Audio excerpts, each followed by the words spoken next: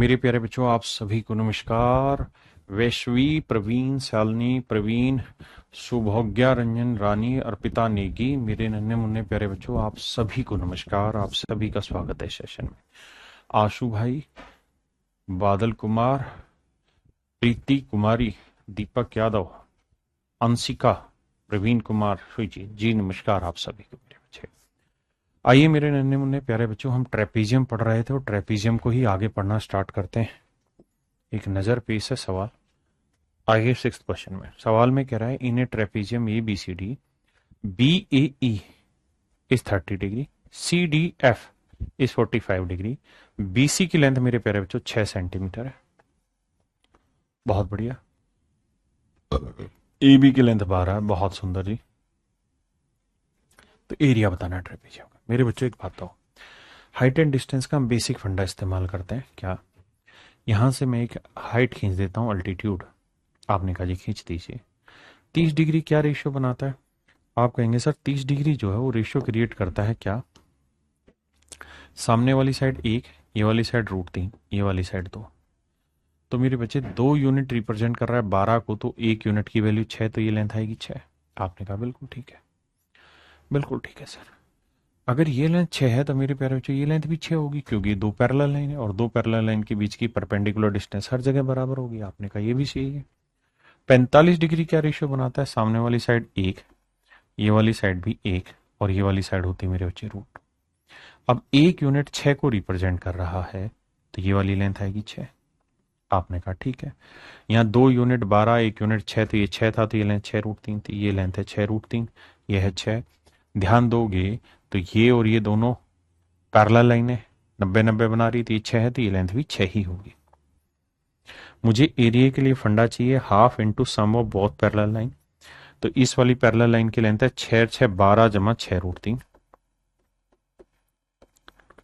और इस वाली पैरेलल लाइन की लेंथ है 6। Sum of both parallel line into perpendicular distance between both parallel line, वो लेंथ भी है मेरे बच्चे 6। काट पीट बचाएंगे, 2 तिया 6, तो 12 और 6 18, तो 18 जमा 6√3 बराबर 3। मेरे बच्चे 6 बाहर से कॉमन ले लो, तो 6 कॉमन लोगे तो 6 3 18 हो जाएगा यहाँ, और यहाँ बचेगा 3 और यहाँ बचेगा √3। तो 18 गुना 3 जमा √3 का वर्ग सेंटीमीटर, ये मेरे प्यारे बच्चों मेरे ट्रेपीजियम का एरिया होगा। ये समचतुर्भुज का क्या होगा मेरे बच्चे? क्षेत्रफल होगा। राहुल यादव जी कैसे आया? भाई कैसे आया? हाइट एंड डिस्टेंस नहीं पढ़ा है। हाइट एंड डिस्टेंस में 45 डिग्री से रेशियो नहीं सीखा है, 30 डिग्री से रेशियो नहीं सीखा है तुमने। दूसरे को कह रहे हो, ये पढ़ा नहीं है आप लोगों ने। ऐसे थोड़ी बात बनेगी बाबू, चाटा खाओगे ऐसे। करिए।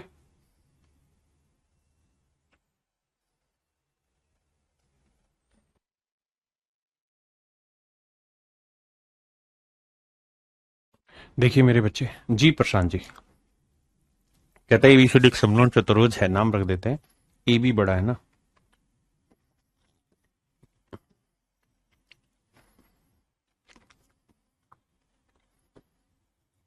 ये 38 है, ये 13 है मेरे बच्चे, ये 24 है, और ये एडी 15 है।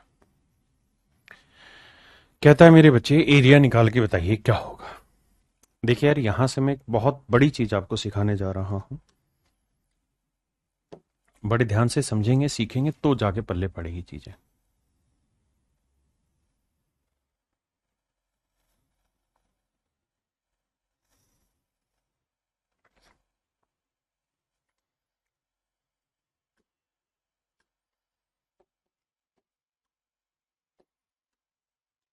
मेरे प्यारे बच्चों ध्यान देना। देखिए यार, जब भी ऐसी कोई ट्रेपीजियम आपके पास आ जाए जिसमें हाइट ना दे रखी हो, तो आप ये बात तो जानते हैं कि अगर मुझे इसका एरिया निकालना है, ट्रेपीजियम का एरिया निकालना है, तो एरिया का सूत्र तो सीधा है, half into sum of both parallel line. तो एक पैरेलल लाइन की लेंथ है 24, तो दूसरी पैरेलल लाइन की लेंथ है 38, इंटू में perpendicular distance between both parallel line. बिल्कुल ठीक बात है। लेकिन समस्या ये है जी, अभिषेक शर्मा जी अभी जवाब दे रहा हूं आपका ना, ठीक है। और सी मिश्रा जी आपका भी जवाब दे रहा हूं, शांत रहिए थोड़ी देर। अब कहानी ये कि हाइट कैसे निकाले। तो मेरे बच्चे यहां से आपको आइडियाज दे रहा हूं कैसे काम करना है आपने, बड़े ध्यान से मेरी बात समझिए। जब भी किसी ट्रेपीजियम में आपको हाइट ना पता चले तो सबसे पहला काम आपने ये करना है कि जो ये बड़ी साइड है, सबसे बड़ी साइड है 15 और इधर दूसरी वाली साइड है 13। तो मेरे प्यारे बच्चों ऐसे कोई दो ट्रिपलेट ढूंढिए, ऐसे दो ट्रिपलेट ढूंढिए जिनमें सबसे बड़ी भुजाएं 15 और 13 हो और एक भुजा दोनों में कॉमन हो। आपको एक कहानी समझ नहीं आई, समझाता हूं। मेरे बेटा अगर मैं यहां से एक परपेंडिकुलर सामने वाली लाइन में खींच दूं तो कोई दर्द दिक्कत दिमाग में किसी तरह की? आप कहें ना साहब। तो मैंने क्या किया मेरे बेटे, एक लाइन मैंने यहां से खींच दी और एक लाइन मेरे प्यारे बच्चों मैंने यहां से खींच दी। आपने कहा ठीक है साहब। अब सर कहानी समझना कि सबसे बड़ी भुजा 15 सेंटीमीटर है, सबसे बड़ी भुजा 13 सेंटीमीटर, दोनों ही केसेज में हाइट सेम होगी, बिल्कुल होगी। तो अब ऐसा कोई ट्रिपलेट ढूंढ दीजिए जिसमें सबसे बड़ी भुजा 15 हो, एक साइड ऐसी हो जो 13 वाले ट्रिपलेट में भी वो साइड कॉमन हो। तो आप कहेंगे कि सर 9 5 12 13 एक ट्रिपलेट होता है? बिल्कुल होता है।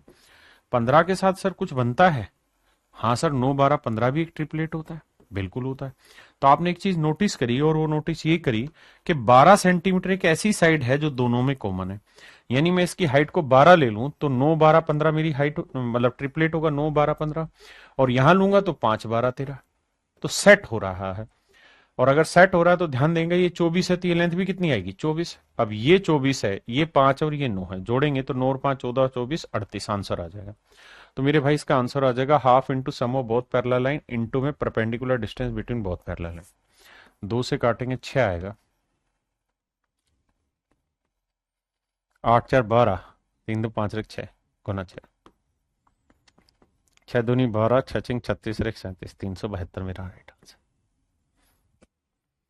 तो मेरे प्यारे बच्चों मेरा जो एरिया बैठेगा वो 372 वर्ग सेंटीमीटर बैठेगा। अब आप कहें कि जरूर थोड़ी सा ट्रिपलेट सेट हो, बिल्कुल ठीक बात है, ना हो तो सीखो, उसी के लिए तो लेके जा रहा हूं कि जहां ट्रिपलेट सेट होता है पहले ट्रिपलेट से करेंगे, जहां नहीं होगा वहां दूसरे से करेंगे।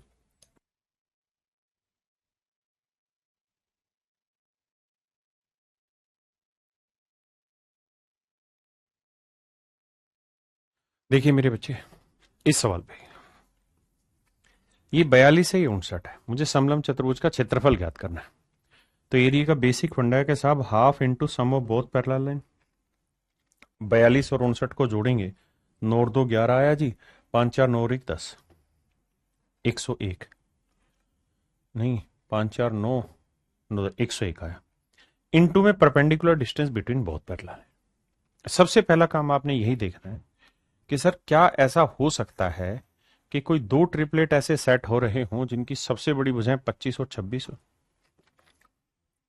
दूसरा, कोई एक साइड दोनों ट्रिपलेट में बराबर हो। तो आप कहेंगे 25 हो सबसे बड़ी भुजा सर, है ना, और सबसे बड़ी भुजा 26 हो सर। आओ सर, तो सर 10 24 25 ले लेते हैं, ट्रिपलेट होता है, बिल्कुल ठीक है। और सर 7 24 26 होता है, 7 24 26, हाँ है ना, 7 24 ना ना ना, मैंने गलत बता दिया, 10 24 26 मैं गलत लिखवा रहा हूँ भाई, ट्रिपलेट 7 24 25 नहीं, 10 24 गलत लिखवा रहा था। 7 24 25 एक ट्रिपलेट होता है और 10 24 26 एक ट्रिपलेट होता है, 5 12 13 का डबल वाला। आपने कहा ठीक है। यानी मेरे बच्चों गौर से देखोगे तो ये साइड आप ले लो 24, ये साइड ले लो 7, ये साइड ले लो 10, ये साइड ले लो 24 और ये हो जाएगी 26। अब अगर मेरे बाबू आप नोटिस करने जाएंगे तो आपको पता चलेगा ये लेंथ 42 है, तो ये लेंथ भी कितनी आई? 42। और देखो 10 और 7 17, 17 और 42 जोड़ोगे तो 59 सेटिस्फाई हो रहा है। तो इसका मतलब परपेंडिकुलर डिस्टेंस जो है वो आई 24। अब भैया जी 2 से काटेंगे तो 12 आएगा और यह आएगा 12,000 ना 1212 वर्ग centimetre. Option B is your correct answer. ठीक है जी, लेकिन हर बार ऐसा हो जरूरी नहीं, जैसे इस सवाल में ऐसा नहीं होगा तो क्या करें? तो यही तो सिखाने की कोशिश कर रहा हूं कि भाई ऐसा ऐसा कैसे कैसे केस बनेंगे, ट्रिपलेट सेट हो रहा है तो कैसे करें, नहीं हो तो कैसे करें। खोलिए दिमाग की खोपड़ी और बताइए उत्तर।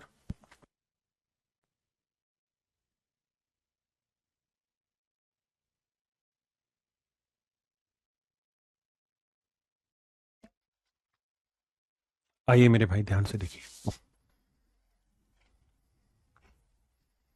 देखो यार दोस्त, सबसे पहला काम यही कि ये देखिए कि 7 क्या किसी ट्रिपलेट की सबसे बड़ी भुजा है, 24 क्या किसी ट्रिपलेट की सबसे बड़ी भुजा है। और ऐसा भी होना चाहिए कि एक साइड दोनों में कॉमन आए। तो आप कहेंगे सर ऐसा है ये नहीं, ऐसा सर जी है ये नहीं। जब मेरे बच्चे ऐसा हो ही ना, यानी ऐसा आप कुछ कर ही ना पा रहे हो, फिर ऐसे सवालों के साथ खेला कैसे खेला जाएगा।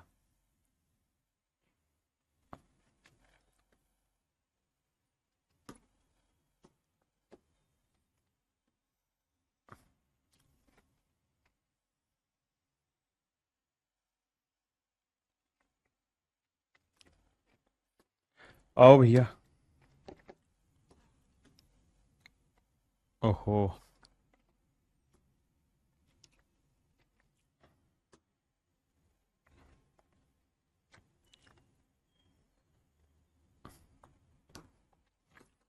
देखिए मेरे भाई, सवाल में आइए।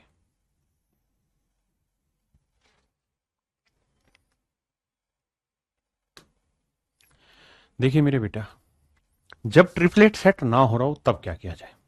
तो फिर एक आसान तरीका यह है कि आप इन दोनों साइडों में से किसी एक साइड के पैरेलल लाइन खींचेंगे। जैसे ये 24 है तो यहां भी 24 सेंटीमीटर लंबी पैरेलल एक लाइन खींचेंगे। मेरी बात ध्यान से समझना, हमने क्या करना है, इस लाइन के पैरेलल यहां एक लाइन खींच लेनी। ये लाइन है ना, इसी के पैरेलल मैंने यहां एक लाइन खींच दी। आपने कहा जी ओके रिपोर्टर, हमें कोई दिक्कत नहीं है। तो मेरे बेटा ये 24 है तो ये वाली लेंथ भी क्या होगी, 24 होगी। बहुत बढ़िया। अब मुझे एक चीज बताना, मैं अगर आपको ये कहूं कि यार कोई ट्रेंगल है और उस ट्रेंगल की साइड है 7, 24, 25 है। एक साइड 7 है, एक साइड 24 और एक साइड 25 है। और मैं अगर यहां से सामने वाली लाइन पे अल्टीट्यूड डाल रहा हूं, मैं अगर यहां से सामने वाली साइड पे अल्टीट्यूड खींच रहा हूं मेरे बच्चे, अविलंब डाल रहा हूं, और मैं आपसे जानना चाहता हूं इस अल्टीट्यूड की लेंथ क्या होगी। तो आप कहेंगे सर इसकी लेंथ होगी क्या, perpendicular into base upon hypotenuse, यानी 7 गुना 24 बटे 25। याद है ज्योमेट्री में ये चीज पढ़ा रखी थी। ये परपेंडिकुलर, ये बेस, ये हाइपोटनियस, और यहां से अल्टीट्यूड डाला जाए मेरे बच्चे, तो इस अल्टीट्यूड की लेंथ होगी परपेंडिकुलर इंटू बेस अपॉन में हाइपोटनियस। आपने कहा बिल्कुल ठीक है सर। तो मेरे दोस्त अब एक बात बताइए, मैंने इसके पैरेलल ये लाइन खींच दी, इसके पैरेलल ये लाइन दे ही रखी है, तो ये 50 है तो ये भी 50 होगी, पैरेललोग्राम बन रही है। आपने कहा ठीक है। ये पूरी लेंथ कितनी, 75। अगर ये पूरी लेंथ 75 है मेरे बच्चे, पूरी लेंथ 75 है, ये लेंथ है 50, यहां से यहां तक की ये लेंथ 50 है, तो ये वाली लेंथ कितनी आएगी, 25। आपने कहा बिल्कुल सेट है मामला, ये लेंथ आई 25। तो मेरे प्यारे बच्चों 7, 24, 25 ट्रिपलेट बना रहा, राइट एंगल ट्रेंगल बना रहा कि नहीं बना रहा, भाई ये ट्रेंगल है और इस ट्रेंगल की साइडें हैं 7, 24, 25। इसमें क्यों परहेज करना हमें, ये 7 है, ये 24 है भैया, ये 7 है, ये 24 है, तो ये वाली लेंथ कितनी आई मेरे प्यारे बच्चों, 25 सेंटीमीटर। बिल्कुल ठीक है। अब मुझे एक बात बताइए, अगर इस ट्रेंगल की साइडों की लेंथ 7, 24, 25 है, तो ये तो ट्रिपलेट बनाता है 7, 24, 25। आपने कहा हाँ, और अगर ट्रिपलेट बनाता है तो ये राइट एंगल ट्रेंगल होगी, और सबसे बड़ी की साइड के सामने वाला एंगल 90 डिग्री का होगा। और अगर मैं यहां से सामने वाली लाइन पे अल्टीट्यूड डाल दूं, तो इस अल्टीट्यूड की लेंथ क्या होगी सर, इसकी लेंथ होगी perpendicular into base upon hypotenuse. आपने कहा ठीक है जी। तो मेरे बच्चे ये बना राइट एंगल ट्रेंगल, और अगर मैं यहां से अल्टीट्यूड खींच दूं, अब यहां से एक अल्टीट्यूड ले आऊं सामने वाली भुजा पे, तो इस अल्टीट्यूड की लेंथ आप निकाल देंगे। अगर इसकी लेंथ h है तो इस h की लेंथ हो जाएगी 7 गुना 24 बटे 25। आपने कहा ओके रिपोर्ट है। और मुझे निकालना था इसका एरिया। एरिया निकालने के लिए मुझे क्या चाहिए, अल्टीट्यूड की लेंथ चाहिए, वो मैं निकाल चुका हूं। तो एरिया होता है half into sum of both parallel line, 50 जमा 75 इंटू में h। तो हाफ 50 जमा 75 जोड़ोगे आएगा 125, और भैया h की वैल्यू आई थी 7 गुना 24 बटे 25। 25 पांजे 125, 2 से काटोगे 12, 12 पंजे 60, 6 साते 42, 420। तो एरिया आएगा मेरे प्यारे बच्चों 420। हाँ जी।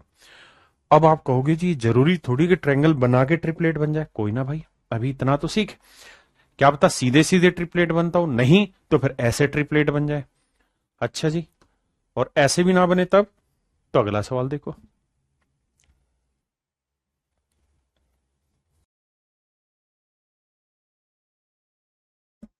देखिए मेरे बच्चे, कहता है किसी समलंब चतुर्भुज में दो समानांतर भुजाओं का अनुपात 1:3, व दो असमानांतर भुजाओं का अनुपात 2:3। ध्यान देना, कहता है जी ये कोई ट्रेपीजियम है।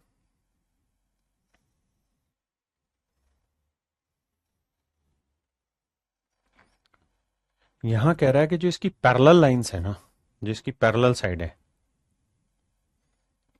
उनका रेशियो मेरे बच्चे 1:3 है। यानी ये लाइन 1 है तो ये वाली लाइन 3।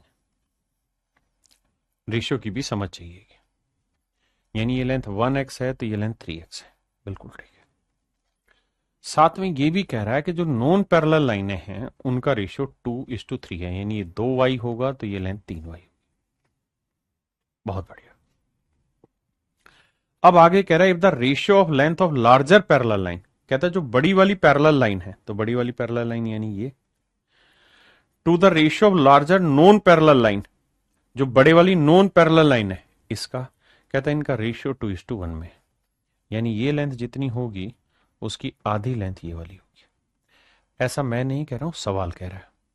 सवाल ने कहा कि भाई पैरेलल लाइन का रेशियो 1:3 है, नॉन पैरेलल का रेशियो 2:3 है, और जो बड़ी पैरेलल लाइन है और जो बड़ी नॉन पैरेलल लाइन है, गैर असमानांतर भुजाएं, इनका अनुपात 2:1 है। हाइट दे रखी है, कहता है एरिया बताइए ट्रेपीजियम का क्या हो। अब आते हैं मेरे बच्चे समझ पे। अब मेरे बच्चे थोड़ी सी रेशियो की समझ चाहिए। कैसी समझ चाहिए सर? इतनी जबरदस्त समझ चाहिए कि तुम डाटा अपने अकॉर्डिंग सेट कर लो। भाई ये दोनों डाटा ऐसे लेने हैं, ये दोनों डाटा ऐसे लेने हैं मेरे बच्चे के 2:1 के रेशियो में हो जाए। यानी अगर ये डाटा 2 हो तो ये डाटा 1 हो, ऐसा होना चाहिए। इसका मतलब अगर ये लेंथ 3y है ना, तो ये इसकी डबल होनी चाहिए। ये लेंथ कितनी होनी चाहिए? 6x होनी ना, 6y होनी चाहिए। आपने कहा ठीक है। अगर ये लेंथ 3y है तो ये डबल होनी चाहिए, क्योंकि 2:1 का रेशियो थी, होनी चाहिए 6y, और इनका रेशियो 1:3 था। यानी इसका 3 गुना थी तो इसका 1/3 थी, तो ये 6y है तो इसका 1/3 करेंगे तो ये लेंथ आएगी 2y। देखिए यार, मेन लड़ाई यहां पे सवाल की बस इतनी सी है मेरे बेटे। अगर आप इस बात को समझने में कामयाब हो गए तो समझो सवाल आपका, नहीं तो सवाल अपने बाप का। दोबारा से इस लाइन को पढ़ो और समझो। हमें कहीं दूर दूर तक जल्दी नहीं भागना है, सिंपली क्वेश्चन को सोल्व करना है, आगे बढ़ना है। Please make A solve of it. करिए मेरे प्यारे बच्चों, जल्दी से करिए, पढ़िए इस बात को। उसने कहा कि इनका रेशियो 2:1 में, तो मैंने इस नंबर को 3y ले लिया, तो इसका मतलब ये मेरा डबल होना चाहिए, क्योंकि 1:2 है तो ये 6y होना चाहिए। अगर ये 6y होगा तो ये इसका 3 गुना था, यानी इसका ये 1/3 है, तो इसका 1/3 करेंगे तो ये 2y आ जाएगा। यही मैंने रेशियो यहां सेट करके दिया। आपने कहा सर बिल्कुल ठीक बात, हम समझ गए। सवाल बहुत मुश्किल है लेकिन हम समझ गए। देखिए, मैं आपकी मीन्स लेवल तक की तैयारी कराता हूं। जब मैं मीन्स लेवल की तैयारी कराता हूं तो हर चीज मेरा बताने का फर्ज होता है।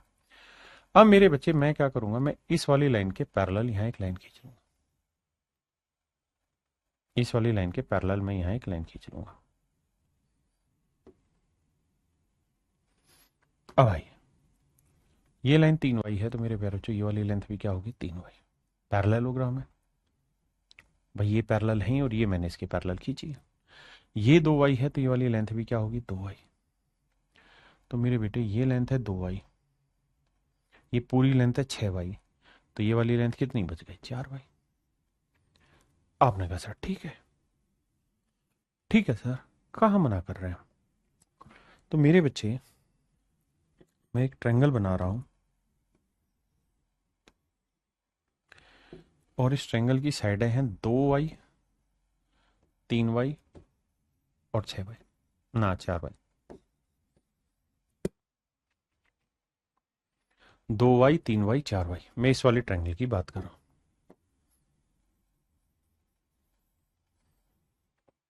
ठीक है जी।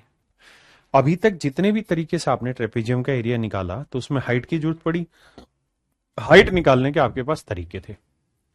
कहीं तो हाइट आप ट्रिपलेट से निकाल गए सीधे सीधे, कहीं आप टेढ़ा करके ट्रिपलेट निकाल गए, और अब तीसरा केस आता है कि जब ट्रिपलेट ना बन रहा हो, जैसे यहां 2 3 4 ट्रिपलेट है ही नहीं, 3 4 5 तो ट्रिपलेट होता है लेकिन 2 3 4 ट्रिपलेट नहीं है। अब क्या करें?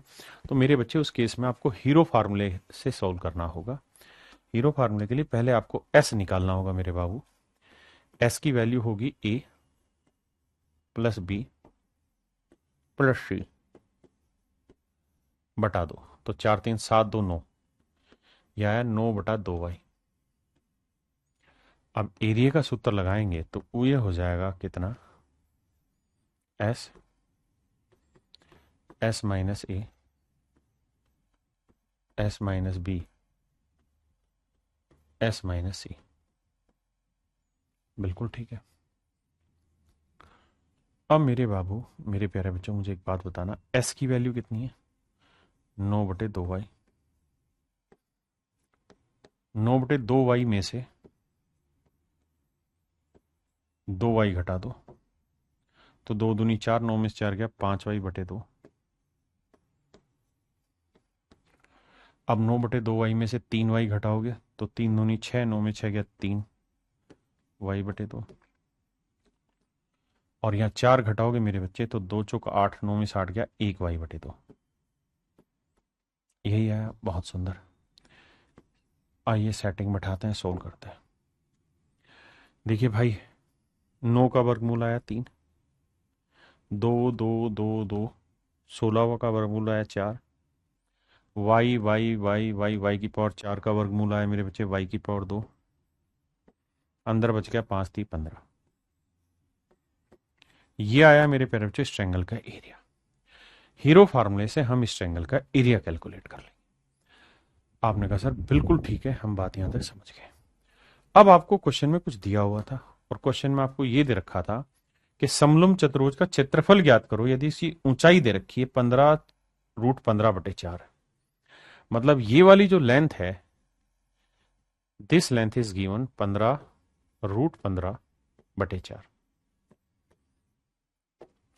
आपने कहा जी ये लेंथ दे रखी है, मतलब ये वाली लेंथ आपके पास है, और अगर एक्चुअल में ये लेंथ आपके पास है, ये वाली लेंथ आपके पास है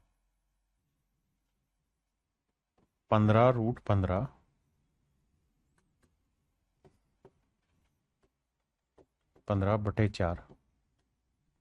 ये वाली लेंथ है, तो मेरे प्यारे बच्चों इसका एरिया हो जाएगा हाफ इंटू बेस हो जाएगा मेरे प्यारे बच्चों 4y,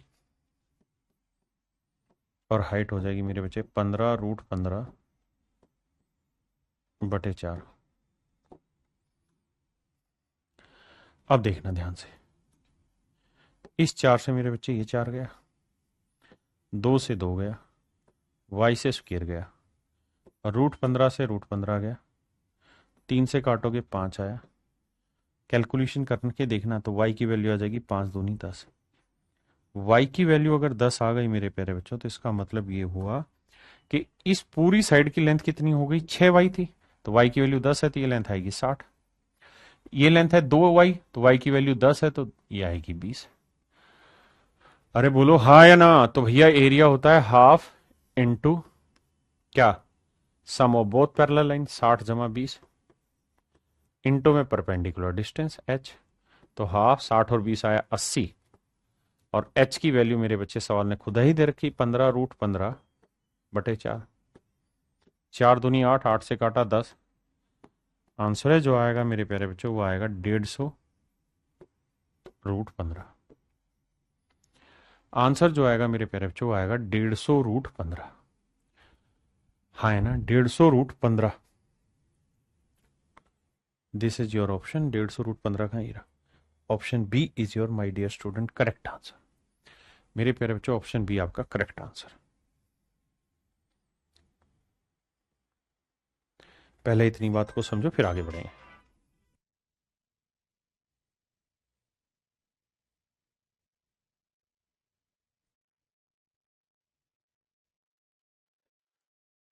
अब आते हैं मेरे प्यारे बच्चों अगले कॉन्सेप्ट पे। इसी का अगला कॉन्सेप्ट है क्या? कॉन्सेप्ट ये है मेरे बच्चे कि ये एरिया ध्यान देना मेरी बातों पे, ये दोनों लाइनें पैरेलल है। आपने कहा साहब बिल्कुल ठीक है, दोनों लाइनें पैरेलल है, हम इस बात को मानते हैं। ये दोनों लाइनें पैरेलल है और ये नॉन पैरेलल लाइन है, ये नॉन पैरेलल लाइन है, नॉन पैरेलल लाइन है। तो मेरे प्यारे बच्चों मतलब ये है कि जो नॉन पैरेलल लाइन है ना, उनके एरियाज हमेशा आपस में बराबर होते हैं, यानी A2 और A4 आपस में बराबर होगा। कैसे समझा के दिखाता हूं।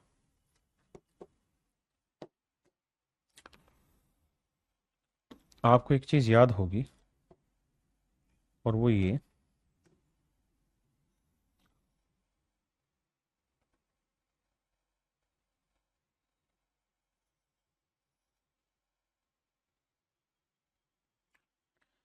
कि मेरे प्यारे बच्चों ये दोनों ही लाइनें पैरेलल हैं आपस में, बिल्कुल पैरेलल है।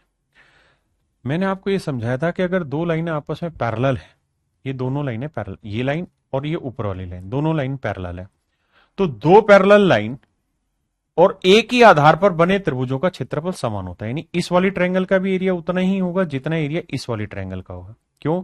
क्योंकि इसी पैरेलल लाइन पे बनी हुई और ये बेस है इसका, तो ये ट्रायंगल होगा, इसका एरिया अगर 10 है तो इसका भी 10 होगा, इसका भी 10 होगा, इसका भी 10 होगा, इसका भी 10 होगा। आपने कहा जी हम इस बात को समझते हैं, हर बार इसका एरिया सेम ही रहना है। हाँ है ना, समझते हैं इतनी बात को। अगर मैं यहां से इसको मिला दूं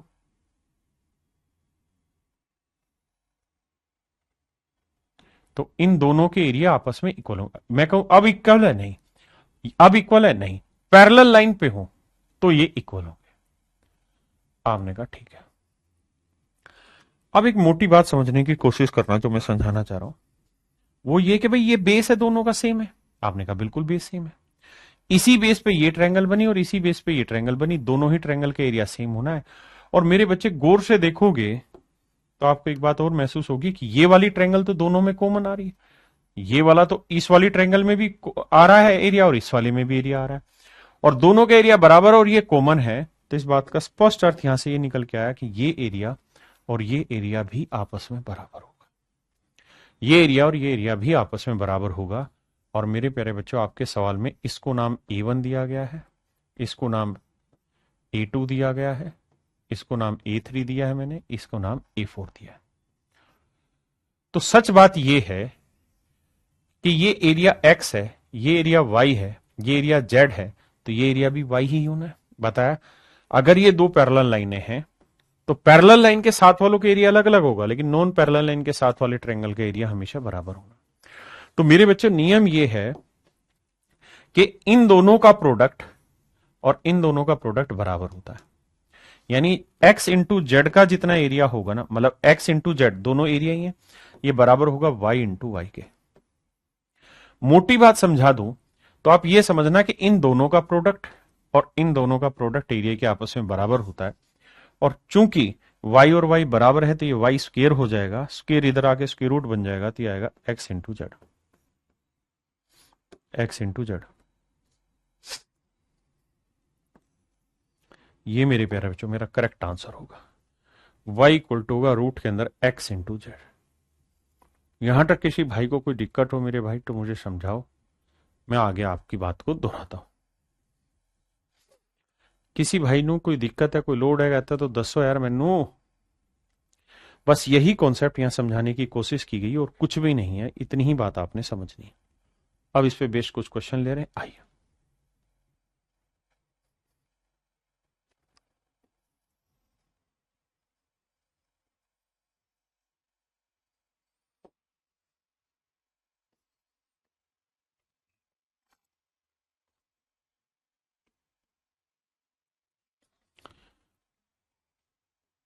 ए बी और डीसी पैरेलल है,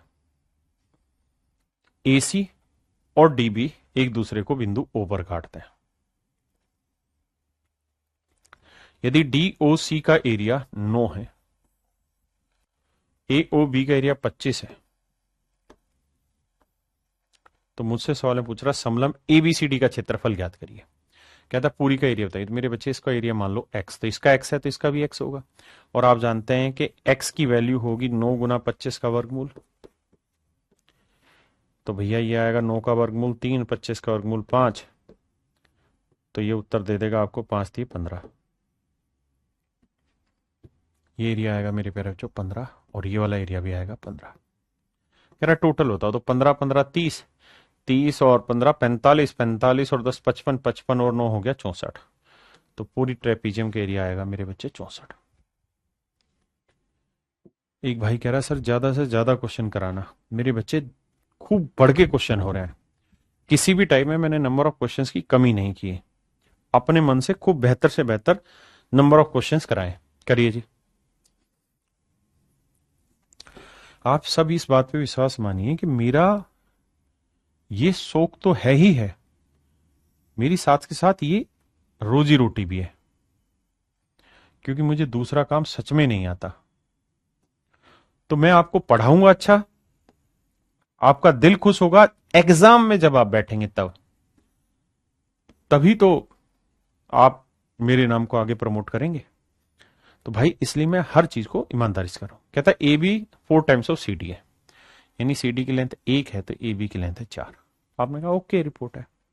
कहता है विकर्ण एक दूसरे को बिंदु ओ पर काटते हैं। मान लीजिए बात, त्रिभुज डीसीबी एबीओ के क्षेत्रफल का अनुपात, तेरी के डीसीबी और एबीओ के क्षेत्रफल का अनुपात ज्ञात करो।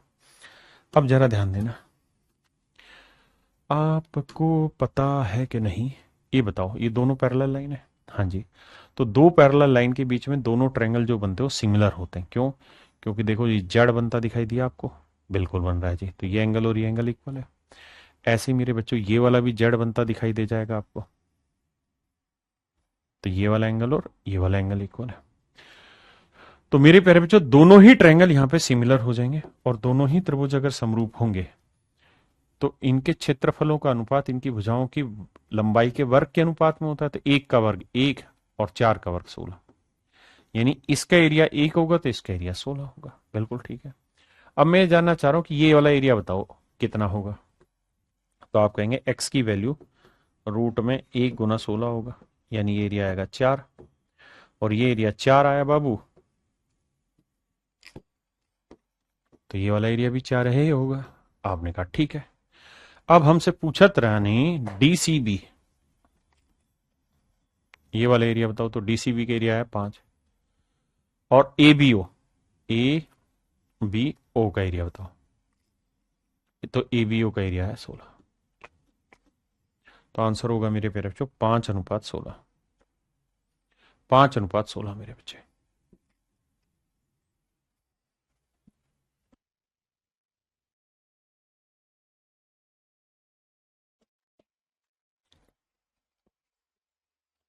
कहता है जी डायगोनल है दो,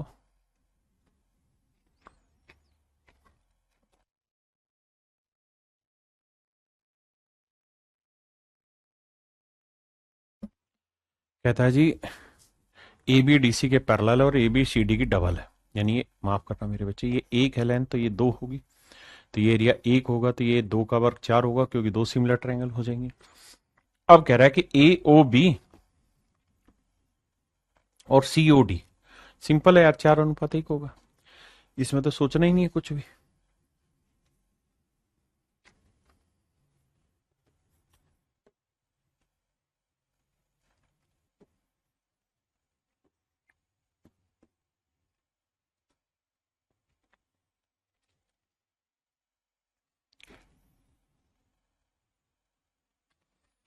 देखिए मेरे बच्चे ए बी और सी डी आपस में पैरेलल है। कहता है A B twice of C D है, यानी ये लेंथ 1 है तो ये 2 है, तो एरिया ये 1 होगा तो ये मेरे बच्चे कितना होगा, 2 का वर्ग 4। आपने कहा ठीक है, ये कोई पॉइंट है ओ, बहुत बढ़िया। ये भी एरिया एक्स है तो ये भी एक्स होगा। आप जानते हैं कि एक्स के बराबर क्या होगा, तो एक्स की वैल्यू निकालेंगे तो वो आ जाएगा 1 × 4 का वर्गमूल 2। यानी मोटी बात ध्यान ये रखिए कि इन दोनों के प्रोडक्ट का स्क्वायर रूट हमेशा ये एरिया आएगा, तो ये एरिया होगा 2 और ये वाला एरिया भी 2 ही आएगा। अब हमको कह रहा है कि ए ओ बी का क्षेत्रफल, ए ओ बी का क्षेत्रफल है 84, तो सी ओ डी का बताओ। तेरी का, तो ये 4 यूनिट दे रखा है 84 का, तो 1 यूनिट की वैल्यू 21, तो भैया 1 यूनिट की वैल्यू आएगा 21 वर्ग सेंटीमीटर। तो option A is your correct answer my dear student. अब आते हैं मेरे बच्चे आइसोसेलिस ट्रेपीजियम, इसे हम हिंदी में कहते हैं समद्विबाहु, समद्विबाहु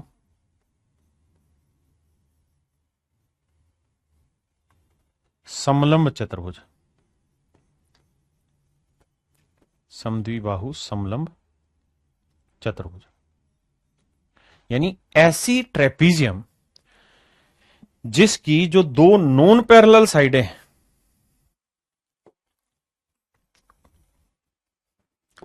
जो नॉन पैरेलल साइड है, देखिए ये दोनों तो पैरेलल है, ये तो डिफरेंट डिफरेंट लेंथ की होगी तभी ट्रेपीजियम बनेगी, लेकिन जो नॉन पैरेलल साइडें हैं वो मेरे प्यारे बच्चों आपस में बराबर अगर हो जाती हैं तो इसे हम कहते हैं आइसोसेलिस ट्रेपीजियम, यानी ये ए बी सी डी।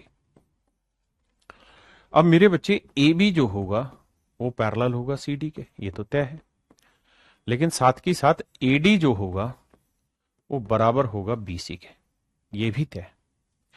यानी अपोजिट साइड्स पैरेलल भी हों और इक्वल भी हों, मतलब अपोजिट साइड एक जोड़ा तो पैरेलल होगा और एक जोड़ा इक्वल होगा, तो इसे मेरे प्यारे बच्चों हम कहते हैं आइसोसेलिस ट्रेपीजियम, समद्विबाहु समलंब चतुर्भुज।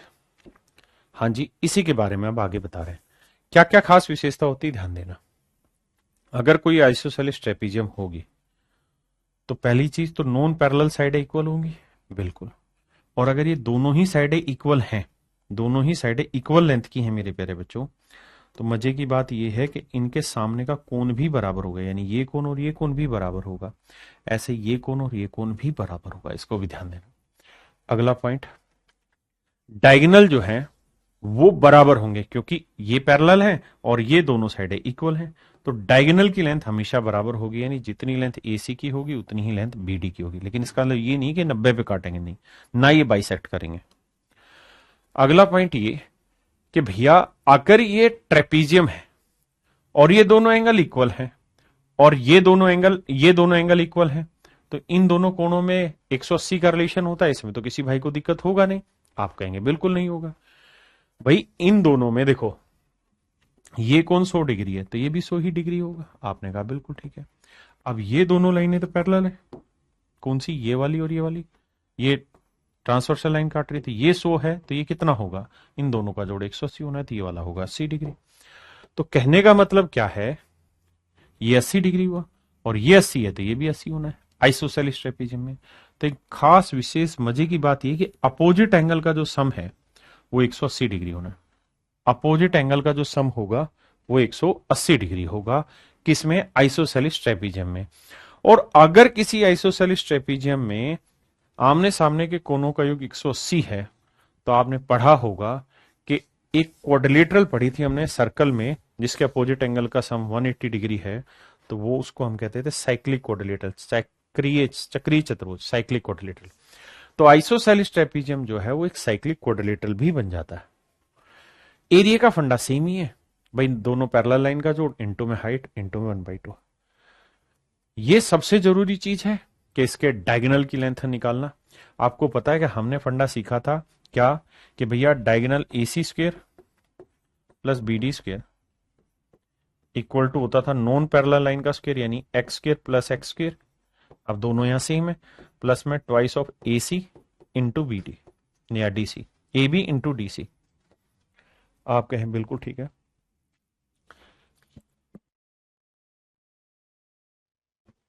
हाँ जी, तो कुल मिला के फार्मूला ये बना मेरे बच्चे कि दोनों ही डायगोनल की लेंथ आपस में बराबर होनी है, क्योंकि अगर आइसोसेलिस ट्रेपीजियम है तो जितनी लेंथ AC की होगी उतनी लेंथ BD की होगी। तो कुल मिला के रिजल्ट ये बनेगा कि AC स्क्वायर यानी डायगोनल का square equal to non parallel line का स्क्वायर प्लस में दोनों पैरेलल लाइन के स्क्वायर का, ना पैरेलल लाइन का प्रोडक्ट। ये हो जाएगा मेरे प्यारे बच्चों फार्मूला क्या, AC स्क्वायर प्लस ना AC स्क्वायर इक्वल टू दोनों नॉन पैरेलल लाइन का यानी x square plus AB into CD, दो सब पूरे में से कॉमन आ जाएगा। अब मेरे बच्चे हम इस पे सवाल लेते हैं। आइसोसेलिस ट्रेपीजियम पे एक और कॉन्सेप्ट पे बात करते हैं जो बहुत जरूरी है समझना, क्या कि हमें ये बात पता है कि ये दोनों लाइनें आपस में इक्वल होनी है आइसोसेलिस ट्रेपीजियम में, आपने कहा बिल्कुल। अगर ये दोनों ही लाइनें इक्वल होनी है मेरे बच्चे, तो एक बात बताना, जब हम यहां से अल्टीट्यूड डालेंगे तो दोनों ही केसेज में एल्टीट्यूड इक्वल होगा। क्यों इक्वल होगा जी? क्योंकि ये पैरेलल लाइन है और दो पैरेलल लाइन के बीच की परपेंडिकुलर डिस्टेंस हर जगह इक्वल होगी। आपने कहा ये बात भी ठीक है। अगर ऐसा है तो ध्यान देना, ये साइड इस वाली साइड के बराबर दे ही रखिए, ये ऑलरेडी बराबर हमने खींची है, तो ये दोनों ट्रायंगल कॉन्ग्रुएंट हो गया। अगर दो साइडें बराबर होगी और राइट एंगल है, right angle hypotenuse side congruency का फंडा है, तो इसका मतलब मेरे प्यारे बच्चे दोनों ट्रायंगल कॉन्ग्रुएंट होगी। और कॉन्ग्रुएंट हो गई तो एक बात को ध्यान से समझना कि अगर हम इस वाली ट्रायंगल को यहां से हटा के हम यहां पे ले आए, इस ट्रायंगल को यहां लगा दें, यहां पे अगर हम इस ट्रायंगल को सेट कर दें, तो आपको एक चीज समझ में आएगी कि हमने इस ट्रायंगल को यहां से हटा दिया, यहां लगा दिया, तो ये मेरे प्यारे बच्चों एक रेक्टेंगल बन जाता है उस केस में। आइसोसेलिस ट्रेपीजियम के केस में ये क्या बन जाता है? फिर एक रेक्टेंगल बन जाता है पूरा। हमने क्या किया है, इस वाली ट्रायंगल को यहां से उठाया, यहां लगा दिया, तो ये एक रेक्टेंगल बन जाएगा। क्या बन जाएगा? रेक्टेंगल बन जाएगा, है ना। अब हम चर्चा करते हैं सवालों के थ्रू स्टार्ट करने की।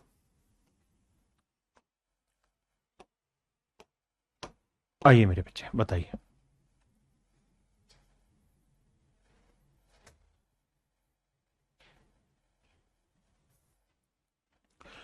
सवाल में कह रहा है at least two pair of conjugative angles are congruent in. कहता है कौन सी ऐसी क्वाड्रिलेटरल है जिसमें दो क्रमागत कोणों के कम से कम दो जोड़े बराबर होते हैं। मेरे प्यारे बच्चों, ये केवल और केवल आइसोसेलिस ट्रेपीजियम में ही खासियत है, क्योंकि जब आइसोसेलिस ट्रेपीजियम आप लेंगे तो ये दोनों साइडें इक्वल होंगी, और ये दोनों साइडें इक्वल होंगी तो ये एंगल और ये एंगल इक्वल होगा, ये एंगल और ये वाला एंगल इक्वल होगा।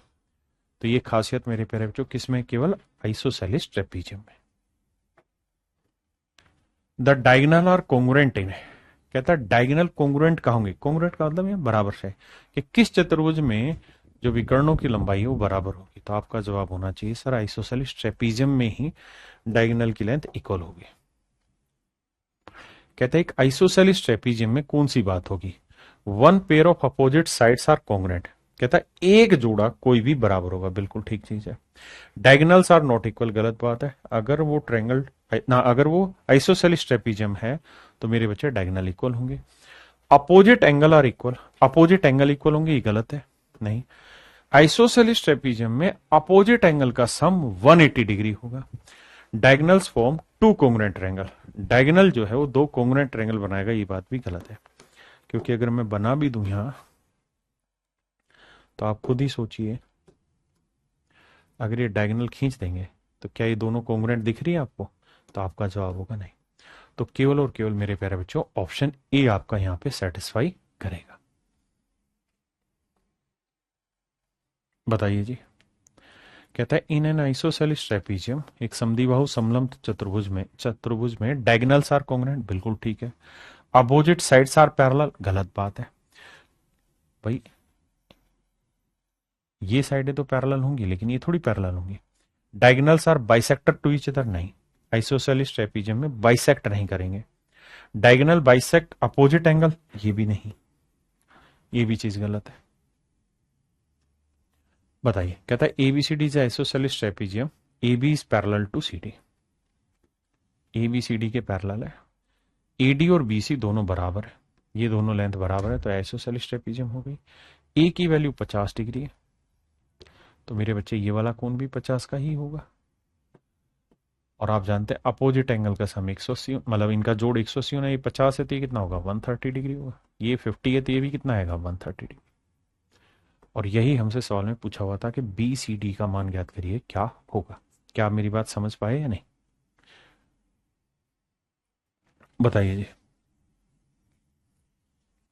कहता है एबीसीडी एक समद्विबाहु समलंब है जिसमें एडी बीसी के पैरेलल है। एडी बीसी के पैरेलल है और ए बी और सी डी बराबर साइड है। ए बी की लेंथ है 5, ए डी की लेंथ है 8, बी सी की लेंथ है 14। तो समलंब का क्षेत्रफल ज्ञात करिए, क्या होगा? अब मेरे बच्चे आप ये तो जानते हैं कि ये 5 है तो ये वाली साइड भी कितनी होगी? 5। एरिया का फंडा वही है जो नॉर्मल ट्रेपीजियम का है। तो क्या करना पड़ेगा भैया, ये 5 है तो यहां से एक 5 के पैरेलल एक लाइन खींच लेंगे। ये 8 है तो ये लेंथ भी 8 होगी। ये पूरी 14 है, ये 8 है तो ये लेंथ कितनी आ गई मेरे बच्चे, 6। अब आपके पास ये ट्रायंगल बन गई जिसकी साइड है 5 5 6। आपको निकालनी हाइट। तो समझिए ये कोई ट्रायंगल है जिसकी साइड है 5 5 6। अब मुझे इसमें हाइट निकालनी है। दो तरीके, पहला तरीका मैं हीरो फार्मूले से पहले इसका एरिया निकाल लूं, एस निकालू, फिर एस माइनस ए उस तरीके से, और फिर मैं यहां से एक एल्टीट्यूड डाल दूं,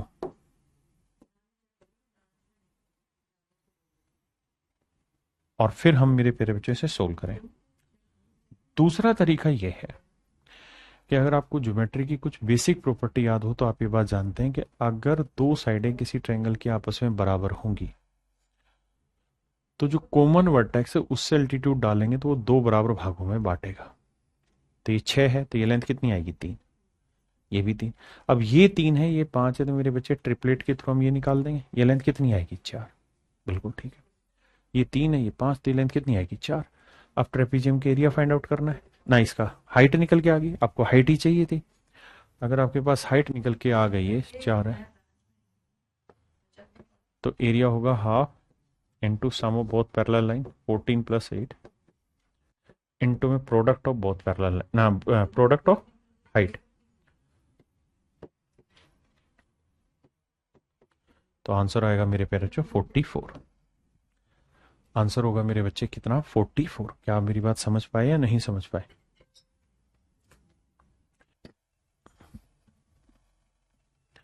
देखिए यार, सवाल में कह रहा है एबीसीडी एक समलंब चतुर्भुज चतुर्भुज है जिसमें ए बी और सी डी पैरेलल ना, ए बी और सी डी क्या है मेरे बच्चे, बराबर साइड है, और ए डी और बी सी दोनों साइडें आपस में पैरेलल है। ए डी 10 सेंटीमीटर है, बी सी 18 सेंटीमीटर है।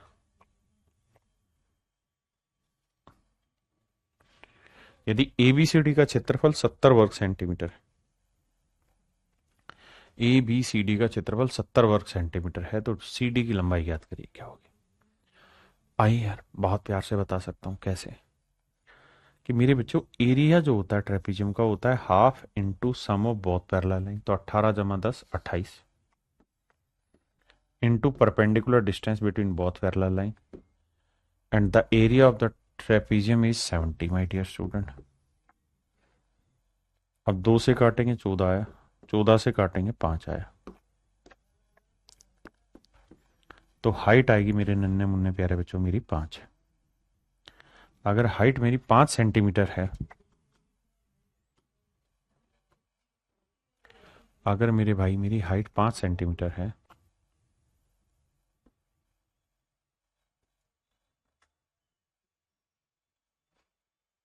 अगर हाइट मेरी 5 सेंटीमीटर है मेरे बच्चों,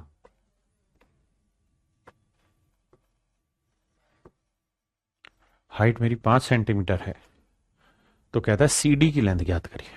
अब मुझे एक बात बताना, अगर आप ये बात समझ गए हैं तो, कि मेरे बच्चों अगर ये 5 सेंटीमीटर है तो ये वाली लेंथ भी तो 5 ही सेंटीमीटर होनी, कुछ अलग थोड़ी होगी। बिल्कुल ठीक है, ये 10 है लेंथ, तो ये लेंथ भी तो 10 ही होगी। और मेरे बच्चे, मैंने आपको ये बात बहुत अच्छे से समझाई थी, आपको ध्यान होगी तो, कि आइसोसेलिस ट्रेपीजियम जो होती है, कि भैया पहले मैं इसे बेसिक से बताता हूं, ये 10 है, ये 10 हुई, 18, तो ये कितनी होगी, 4। ये भी कितनी होगी मेरे भाई, 4। ये 4 है, ये 5 है, तो ये लेंथ निकाल देंगे सर, बिल्कुल निकल जाएगी सर। ये हो जाएगी 5 का वर्ग 25, 4 का वर्ग 16, 25 और 16 41 रूट 41। तो मेरे प्यारे बच्चों option C is your correct answer. Option C मेरे बच्चे करेक्ट आंसर आ जाएगा।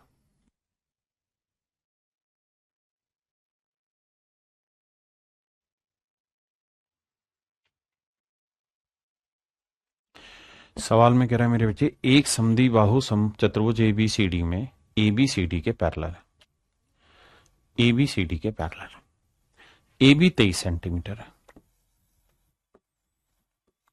एबी 23 सेंटीमीटर है, सीडी की लेंथ 8 सेंटीमीटर है,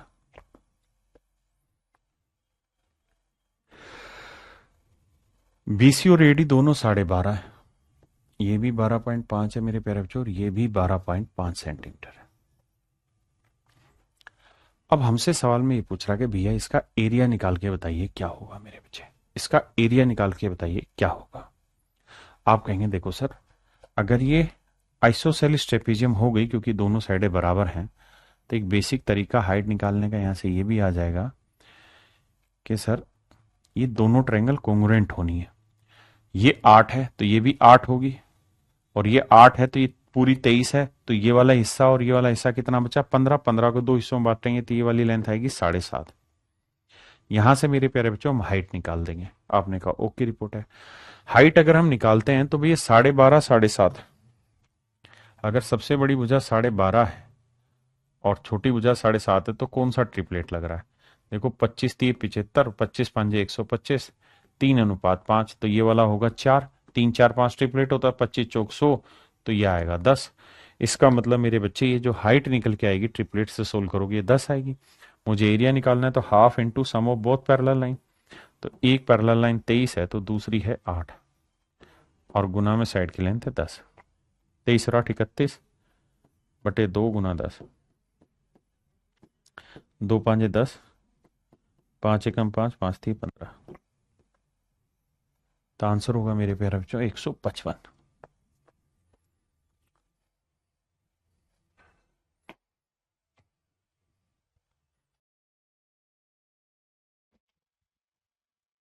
देखिए मेरे भाई, कह रहा है एक समलंब चतुर्भुज ए बी सी डी है,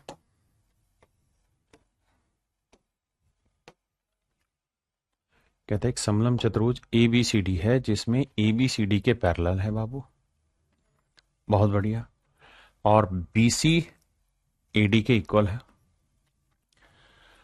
ए सी की लेंथ 20 है, बहुत बढ़िया, A C diagonal, A B C D में ए बी और सी डी पैरेलल है, ठीक है, B C B D, B C और ए डी बराबर है, ए सी की लेंथ है मेरे बच्चे 20, ये लेंथ है 20, बहुत बढ़िया, बहुत सुंदर। कहता है इसकी जो हाइट है मेरे प्यारे बच्चों, हाइट है 12 सेंटीमीटर, हाइट है 12 सेंटीमीटर।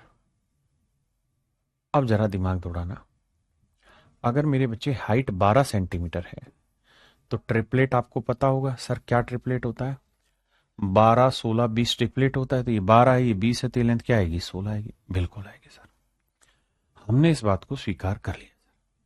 अब मेरे भाई मैंने आपको ये बात बताई थी कि जो ट्रायंगल आपकी यहां बन रही है, कोई दूसरा कलर ले लेता हूं, ये वाली जो ट्रायंगल है,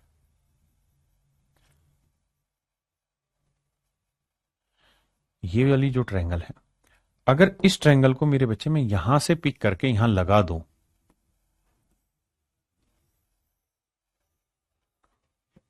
यहां पिक करके लगा दें,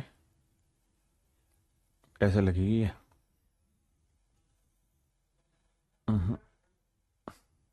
भले घूमेगी नहीं मेरे से, समझो ये यहां लगेगी, ऐसे करके बना ही देता हूं मैं यहां, इस वाली को यहां से हटा के अगर मैं यहां लगा दूं तो आपको बताया कि भाई आइसोसेलिस ट्रेपीजियम में ये रेक्टेंगल बन जाती है, यानी इस ट्रायंगल को मैंने यहां से उठा के यहां लगा दिया, कोई दिक्कत है नहीं, वही ट्रायंगल मेरे प्यारे बच्चों मैंने उठा के यहां लगा, आपने कहा जी ओके, अगर लगा दिए बेटा तो अब जरा ध्यान देना, ये एक रेक्टेंगल बन जाएगी जिसकी ये वाली साइड की लेंथ 16 है, ये वाली चौड़ाई है 12, ये है 16 और ये चौड़ाई है 12, तो आप एरिया निकाल देंगे सर, बिल्कुल निकल जाएगा। कैसे, रेक्टेंगल के एरिया होता है लेंथ इंटू ब्रेड्थ, तो 16 गुना 12, तो यह आएगा मेरे प्यारे बच्चों 192 सेंटीमीटर। ऑप्शन सी मेरा करेक्ट आंसर है।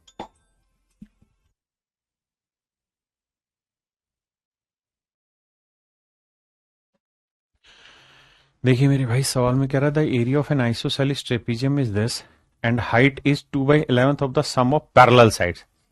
कहता है दोनों पैरेलल साइड्स का सम अगर 11 यूनिट है तो हाइट 11x है, दोनों पैरेलल लाइन का सम, तो कह रहा है हाइट होगी 2 यूनिट, तो भैया एरिया होता है half into sum of both parallel line, वो हो गया 11x, तो हाइट होगी मेरे बच्चे कितनी 2x, ऐसा मैं नहीं, सवाल कहने लग रहा है, ऐसा सवाल कह रहा है।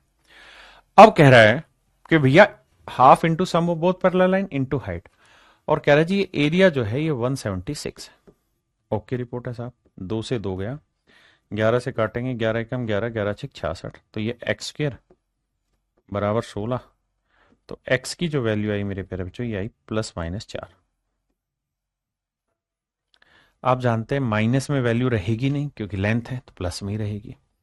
अब मुझसे सवाल में ये कह रहा है कि यदि समानांतर भुजाओं का अनुपात 4:7 है, भाई ये लेंथ 4 है और ये लेंथ 7 है, इस अनुपात में है, तो मेरे बच्चे सबसे पहले तो हमें ये देखना है कि भाई समानांतर भुजाओं का जोड़ हमने माना कितना था। तो सर हमने समानांतर भुजाओं का जोड़ माना था 11x, और x की वैल्यू है 4, तो समानांतर भुजाओं का जोड़ है 44, और 44 में मेरे प्यारे बच्चों हमको बांटना है किस अनुपात में, 4:7 में। तो 4:7 में बांटेंगे, तो 4 और 7 11, 11 चौक 44, तो 4 चौक 16 और 4 7 28। तो ये लेंथ मेरे प्यारे बच्चों 28 है और ये वाली लेंथ मेरे बच्चों 16 है। अब उसने हमसे क्या पूछा उस पर बात करते हैं। तो कहता है विकर्ण की लंबाई ज्ञात करिए, क्या होगी, डायगोनल की लेंथ निकाल के बताइए क्या होगी। तो देखो भाई डायगोनल की लेंथ निकालते हैं, इसको मिटा दूं एक बार। तो इसका मतलब ये लेंथ 16 है मेरे प्यारे बच्चों और ये लेंथ है 28। पहले इतनी बात समझो फिर डायगोनल पे चलेंगे।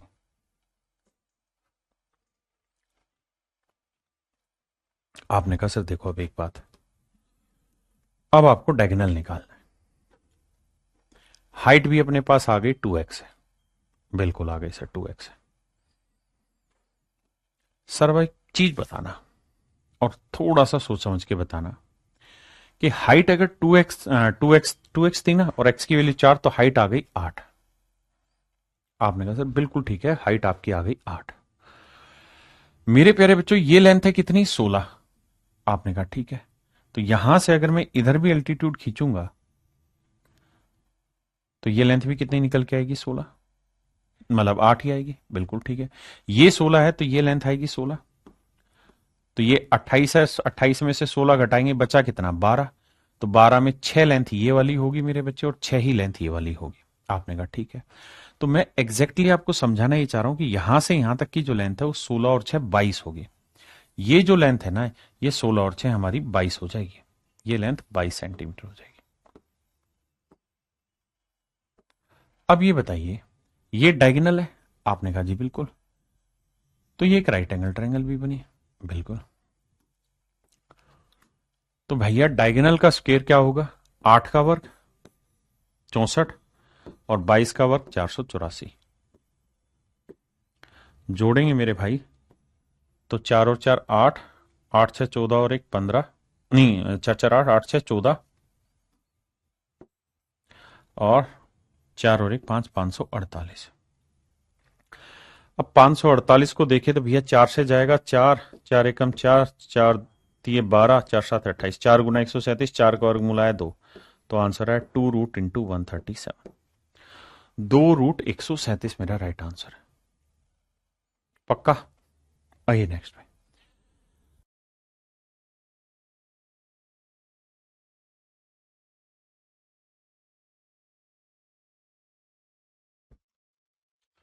देखिए मेरे भाई सवाल में कह रहा है कि जो समद्विबाहु समलंब है उसका आधार का कोण 45 डिग्री, मान लीजिए बात।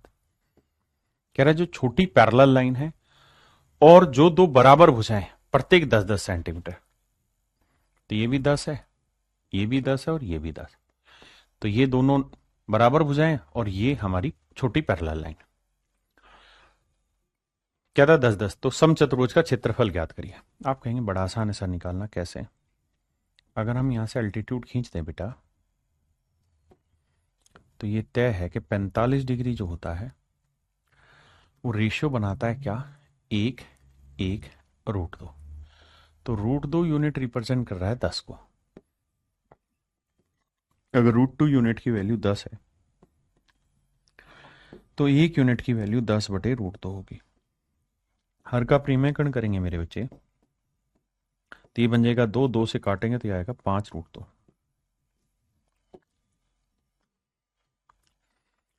तो ये वाली लेंथ होगी मेरे प्यारे बच्चों 5√2। ऐसे ही मेरे भाई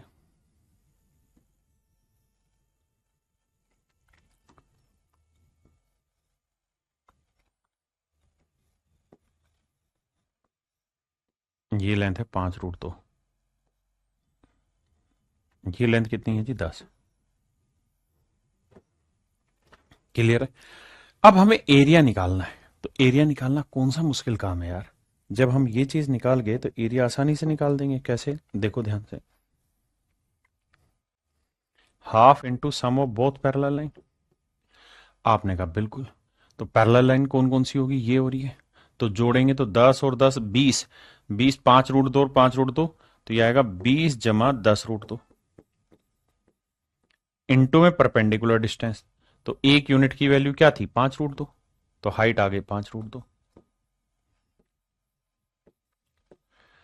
अब कैलकुलेशन करेंगे मेरे भाई, तो देखो यार करना क्या है, आंसर की सीट में दे रखा है उसने, गुना ही कर रखा है, ठीक है।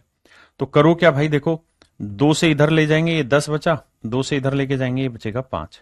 अब 5√2 को 10 से गुना करेंगे तो ये आएगा 50√2, और मेरे भाई 5√2 को 5√2 से करोगे 25 दूनी आएगा 50, तो ये मेरा आंसर होगा 50√2 जमा 50 के सेंटीमीटर। ये इस आइसोसेलिस ट्रेपीजियम का एरिया होगा।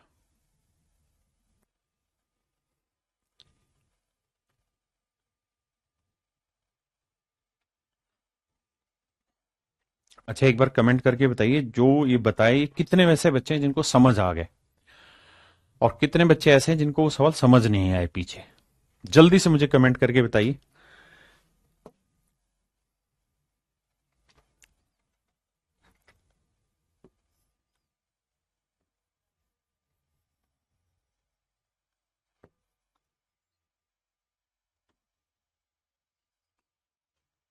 जहां मैंने अंडरलाइन किया इस पर विशेष ध्यान देना, बहुत अच्छे से फोकस करना।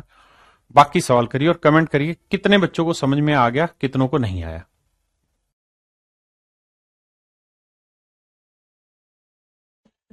आइए मेरे भाई, देखिए ध्यान से, आपने ये सवाल पढ़ लिया होगा। मेरे प्यारे बच्चों, इस सवाल में आपने एक चीज गौर की होगी, और वो ये कि सवाल की जो फिगर है वो अटपटी बना रखी है। पेपर का क्वेश्चन है और साथ में ये लिखा था in the following figure that is not to up to scale, यानी ये सही नहीं बनाई हुई है। पहले से ये चीज बोलने लग रहा है कि भाई ये फिगर जो है ये स्केल के अकॉर्डिंग नहीं है, मतलब सही नहीं बनाई हुई है। जब भी अगर वो सवाल में ऐसा कह देना कि भाई ये फिगर सही नहीं बनी हुई है, इसका मतलब आप खुल के जो आपका मन करता है ना फिगर को चेंज कर लीजिए, क्योंकि उसने एक फिगर बना के आपको दी। मेरी बात समझ रहे हैं, उस फिगर में उसने आपको ये नहीं मतलब ये स्पष्ट कह दिया कि भाई ये फिगर अप टू स्केल नहीं है, मतलब आप कैसा भी अंकित भाई सवाल को चेंज कर सकते हैं।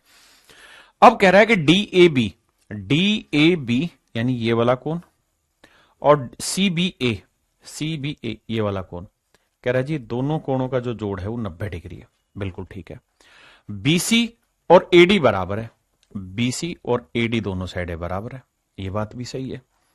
ए बी की लेंथ 20 सेंटीमीटर है, ये बात भी जेन्युइन है, करेक्ट है। ए बी की लेंथ 20 सेंटीमीटर है। सी डी की लेंथ 10 सेंटीमीटर है, ये बात भी सही है। तो सवाल में कह रहा है कि भाई इस क्वाड्रिलेटरल का एरिया निकाल के बताइए क्या होगा। इस क्वाड्रिलेटरल का एरिया निकाल के बताइए क्या है। तो मेरे प्यारे बच्चों, इसका एरिया कैसे फाइंड आउट करें, आइए मैं पहले इसे समझाता हूं स्मार्ट अप्रोच से, फिर आपको समझाऊंगा इस सवाल को मैं डिटेल, अगर कुछ नहीं आ रहा होता तो कैसे करते। देखिए हमने यहां लिया, ऐसे हमने यहां लिया। अब मेरे प्यारे बच्चों एक बात समझना, ये उसने खुद ही कहा कि भाई ये फिगर एज पर रूल नहीं है, और सवाल ने ये बात भी खुद ही कही कि भैया बीसी की जो लेंथ है वो एडी की लेंथ के बराबर है। तो इसका मतलब मैं इस फिगर को कैसे भी चेंज कर सकता हूं, और अगर ये दोनों भुजाएं बराबर हैं तो मैं क्या करता हूं, इसे आइसोसेलिस ट्रेपीजियम बना लेता हूं। कोई दिक्कत है इसमें? मैं इसे मेरे प्यारे बच्चों आइसोसेलिस ट्रेपीजियम बना दूं तो कोई दिक्कत है क्या? आप में सर दिक्कत तो नहीं है ऐसी।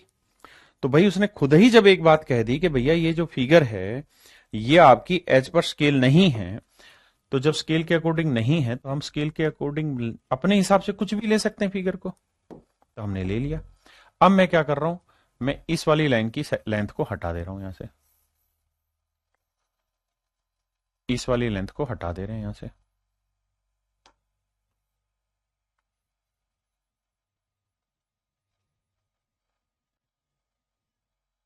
इस वाली लेंथ को मैं हटा दे रहा हूं भाई।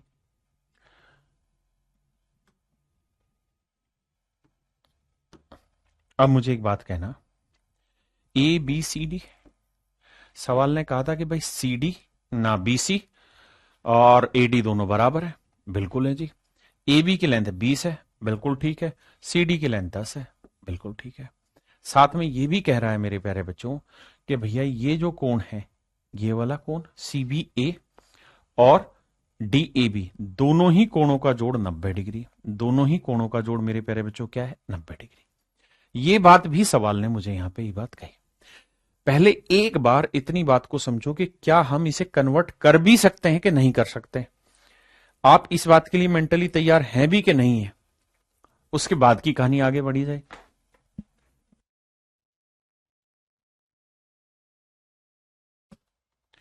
तो आप कहेंगे सर तैयार है, हम दोनों को 90-90 मतलब दोनों का जोड़ 90 है, तो जब मानना ही हमें है तो मैं मान लेता हूं 45 डिग्री है, 45 डिग्री है।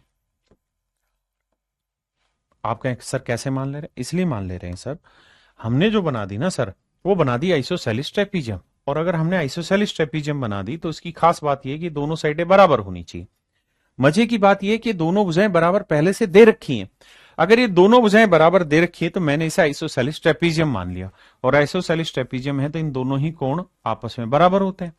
तो इन दोनों का जोड़ अगर 90 है तो 90 को दो बराबर हिस्सों में बांटोगे तो ये 45 डिग्री आएगा, ये भी बाबू 45 डिग्री आएगा। आपने कहा हाँ थोड़ी थोड़ी बात पल्ले पड़ रही है।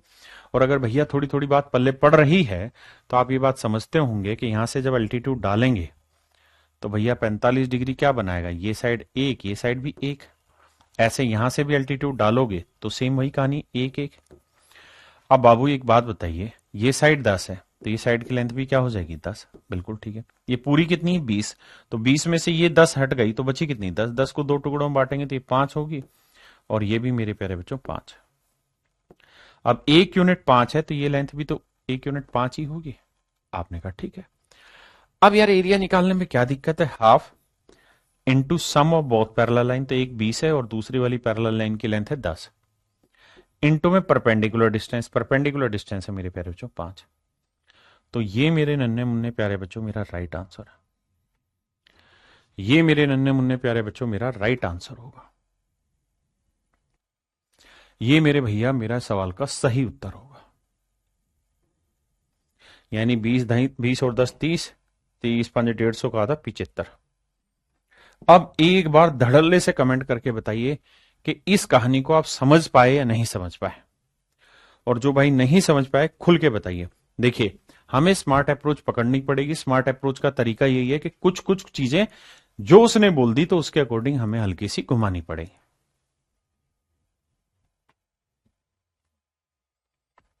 जल्दी से कमेंट करिए भाई कितने बच्चे समझ गए।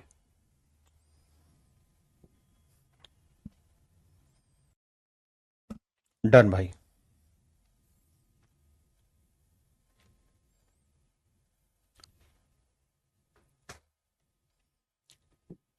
ये सवाल मेरे प्यारे बच्चों हूबहू मैंने नया तैयार किया, ये आपने घर से कर लेना, सेम ही सवाल है, ठीक है जी। अब आते हैं आगे, comparison of all the quadrilateral, क्योंकि यहां कंपैरिजन को समझना बहुत अच्छा है। देखिए यार ये क्विक रिवीजन है एक किस्म का चारों क्वाड्रिलेटरल का। देखिए मेरे बच्चे, रोम्बस और स्क्वायर इन दोनों की सारी साइडें आपस में बराबर होती हैं। रेक्टेंगल और पैरेललोग्राम में आमने सामने की भुजाएं बराबर होती हैं। आप कहेंगे हाँ सर ये बात पता है। अगली चीज मैं बस आपका टेस्ट ले रहा हूं यहां पे। भाई पहला पॉइंट मैंने रखा अपोजिट साइड इक्वल होगी, हाँ जी सर चारों में अपोजिट साइड से इक्वल होंगी। क्या अपोजिट साइडें पैरेलल होंगी, हाँ जी चारों में अपोजिट साइडें पैरेलल भी होंगी। क्या अपोजिट एंगल इक्वल होंगे, बिल्कुल इक्वल होंगे, यानी ये कोण इसके बराबर होगा, ये कोण इसके बराबर होगा, ये कोण इसके बराबर होगा, ये कोण इसके बराबर होगा, बिल्कुल ठीक बात है सर, अपोजिट एंगल इक्वल होंगे चारों में। अब यहां से चेंज, क्या सारी भुजाएं बराबर होंगी, सर केवल रोम्बस में और स्क्वायर में। रोम्बस को हम कहते हैं समचतुर्भुज, स्क्वायर को वर्ग बोलते हैं। रेक्टेंगल को आयत बोलते हैं मेरे प्यारे बच्चों, और पैरेललोग्राम को समानांतर चतुर्भुज बोलते हैं। तो आप कहेंगे कि सर सारी भुजाएं तो केवल रोम्बस में और स्क्वायर में इक्वल होती हैं। क्या सारे angle, all angles are equal and right angle, क्या सारे कोण बराबर होंगे और समकोण होंगे? नहीं सर, ये खासियत केवल और केवल स्क्वायर में और रेक्टेंगल में है, क्योंकि इनके सारे एंगल बराबर भी होते हैं और 90 डिग्री के भी होते हैं। आखिरी है छठा, डायगोनल बाइसेक्ट ईच अदर, क्या डायगोनल एक दूसरे को बाइसेक्ट करेगा? सर रेक्टेंगल ले लो, स्क्वायर ले लो, पैरेललोग्राम ले लो, सभी के डायगोनल एक दूसरे को बाइसेक्ट करते हैं। अब एक अगला पॉइंट है, सातवां पॉइंट, यहीं आ जी, ये लिखा हुआ सातवां पॉइंट है, क्या डायगोनल एक दूसरे को राइट एंगल पे इंटरसेक्ट करेंगे? तो सर केवल स्क्वायर और रोम्बस के ही डायगोनल एक दूसरे को समकोण पर समद्विभाजित करते हैं, बाकी दोनों समकोण पर नहीं काटते। अगला है डायगोनल बाइसेक्ट वर्टेक्स एंगल, क्या डायगोनल जो होते हैं वो एंगल बाइसेक्टर होते हैं? तो सर केवल स्क्वायर और रोम्बस में ही जो डायगोनल होते हैं वो एंगल बाइसेक्टर होते हैं, यानी कोणों को दो बराबर हिस्सों में बांटते हैं। रेक्टेंगल में नहीं बांटेंगे, पैरेललोग्राम में नहीं बांटेंगे।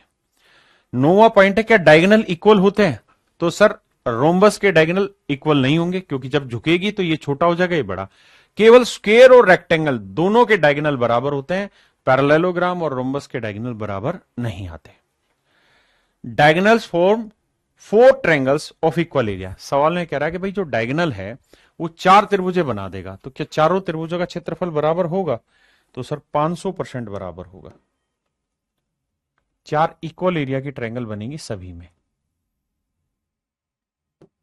चार ट्रायंगलें बनेगी मेरे प्यारे बच्चों, और चारों इक्वल एरिया की होंगी। ये सब के एरियाज आपस में इक्वल होने चारों।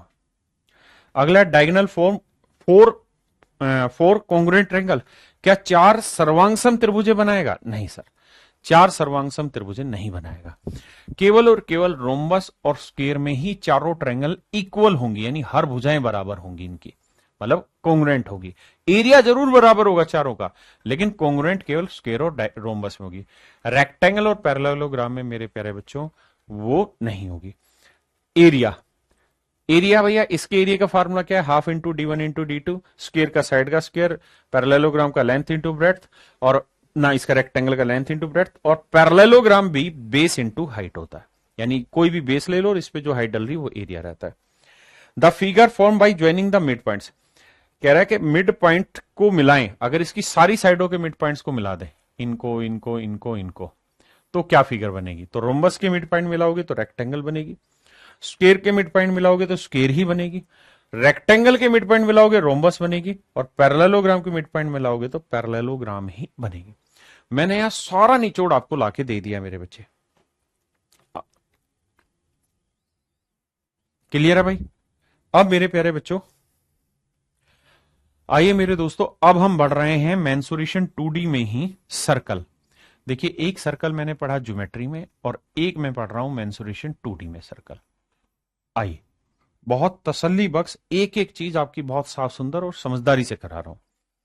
देखिए यार, ये सर्कल है, ये सर्कल का डायमीटर है, तो अगर ये सर्कल का डायमीटर और ये सर्कल का सेंटर है, रेडियस r है, तो ये वाली जो लाइन होती है सरकमफ्रेंस कहलाती है, और सरकमफ्रेंस परिधि को ही हम परिमाप भी कहते हैं। सर्कल का परिमाप जो होता है वो परिधि ही होती है। तो ये रहता है मेरे प्यारे बच्चों 2πr। ठीक है जी, सर्कल का एरिया क्या होगा? ये होता है मेरे नन्हे मुन्ने प्यारे बच्चों πr²। सर्कल का एरिया πr² होगा, सरकमफ्रेंस 2πr होगी। आगे आते हैं, अगर मेरे प्यारे बच्चों आधा सर्कल हो तो सर्कल का एरिया हो जाएगा हाफ इंटू πr²। पूरे सर्कल का πr², इसका आधा हो जाएगा। लेकिन अगर पेरीमीटर पूछे, सरकमफ्रेंस पूछे, तो फिर क्या करना है?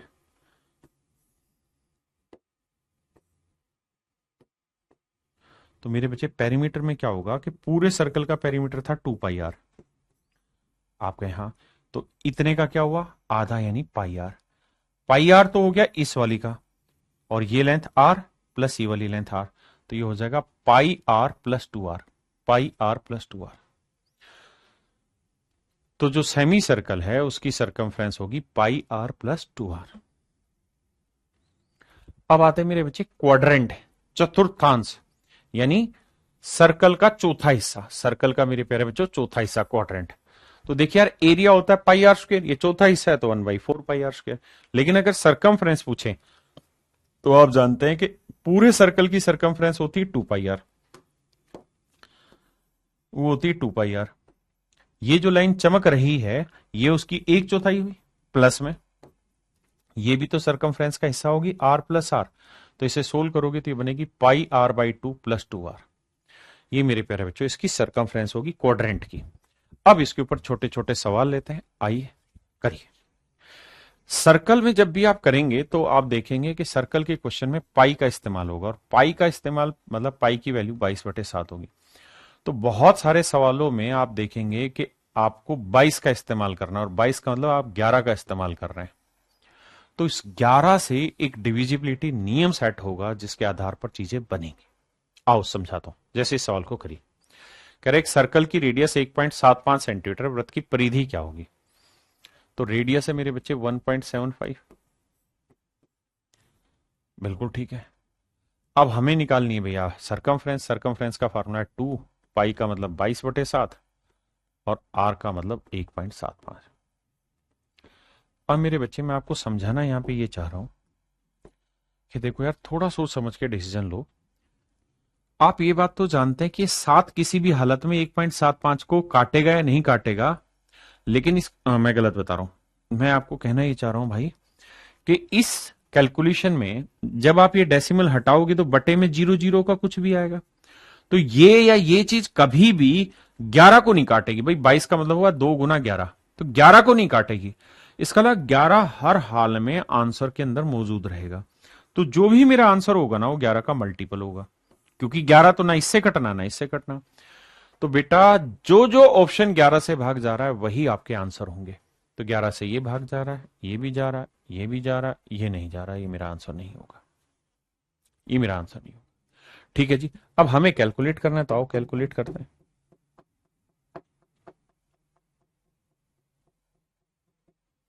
आइए मेरे भाई, डेसिमल हटाएंगे मेरे बच्चे, बटे 100 आया। 7 से काटेंगे भैया, या 25, 25 से काटेंगे 4, 4 को 2 से काटा 2, 2 से काटा 11, तो आंसर ही आएगा 11 सेंटीमीटर।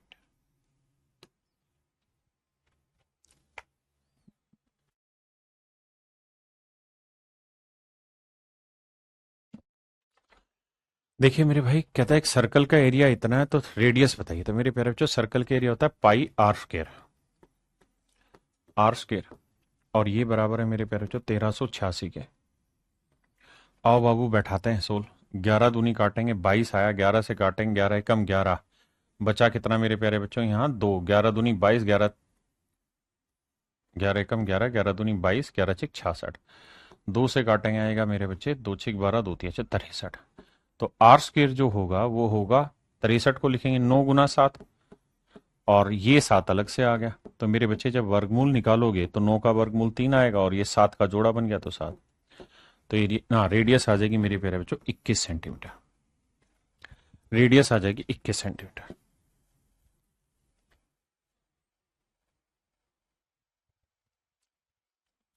आइए मेरे दोस्त, सवाल में कह रहा है कि the area of A quadrant of a circle is this. कहता है क्वाड्रेंट है और किसी वृत्त के चतुर्थांश का क्षेत्रफल π/9 मीटर वर्ग है, इसकी त्रिज्या ज्ञात करिए। मेरे प्यारे बच्चों क्वाड्रेंट का एरिया होता है 1/4 पाई आर स्क्वायर, और ये इक्वल दे रखा है π/9 के। पाई से पाई काटा, आर स्क्वायर आया मेरे प्यारे बच्चों 4/9, तो रेडियस आई मेरे बच्चे 2/3। तो ऑप्शन डी मेरे नन्हे मुन्ने प्यारे बच्चों मेरा right answer. Option D is your correct answer.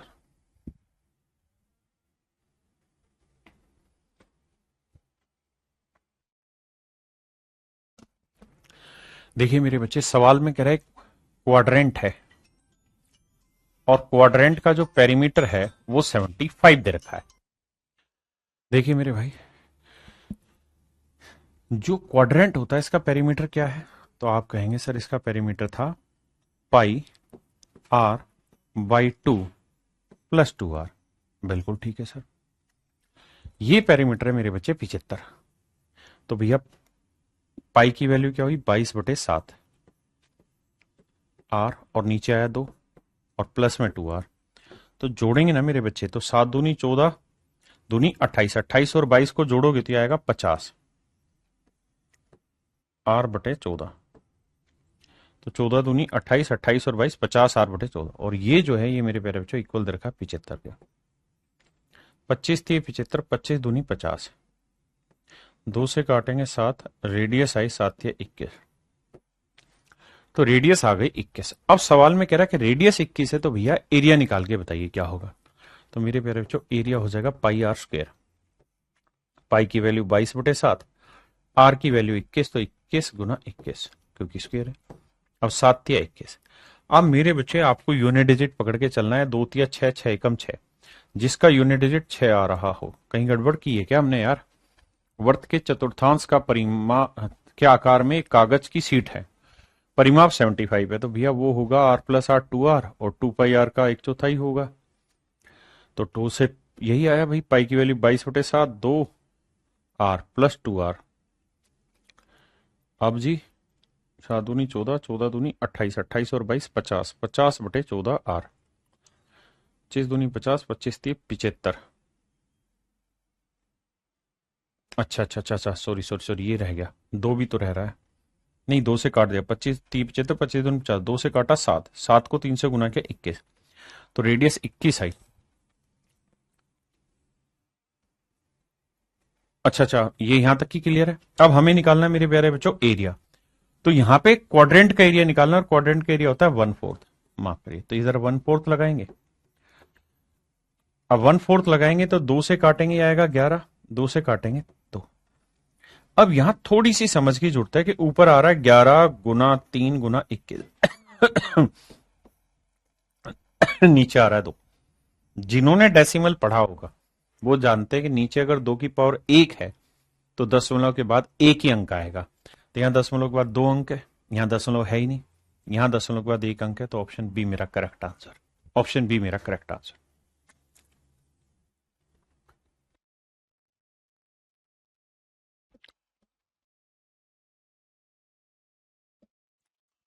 देखिए मेरे बच्चे, सवाल में कह रहे एक सेमी सर्कल है, और अगर एक सेमी सर्कल है तो सेमी सर्कल का हमें निकालना है पेरीमीटर। तो सेमी सर्कल का पेरीमीटर होता है पाई आर प्लस 2r। आपने कहा ठीक है साहब, पाई की वैल्यू है 22 बटे 7 गुना आर। आपने कहा ठीक है। अब 22 को मेरे प्यारे बच्चों मैं लिख लेता हूं 11 बटे 7 गुना 2r, और प्लस में यहां पे 2r। अब मेरे बच्चों ये बताओ कि डायमीटर क्या होता है? तो आप कहेंगे साहब डायमीटर जो होता है वो 2r ही तो होता है। तो डायमीटर है 63। देखिए, या तो आप 2r की वैल्यू निकाल लिया आपने 63, या फिर यहां से r की वैल्यू निकालोगे 63 बटे 2। तो आप चाहो तो r की वैल्यू सीधे फार्मूले में रख दें, या फिर यहां पे रखें कि भाई 11 बटे 7, 2r की वैल्यू है 63 जमा 63। तो 7 नीम 63, 11 नीम 99, 99 में 63 जोड़ा तो ये आपका आंसर आ गया। 6 नोट 3 12, नोट 6 15 और 1 16, 162। ऑप्शन बी मेरे बच्चे correct answer.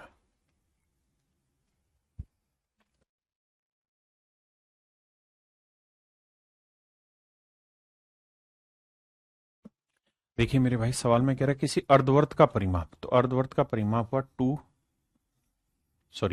Pi are plus 2r।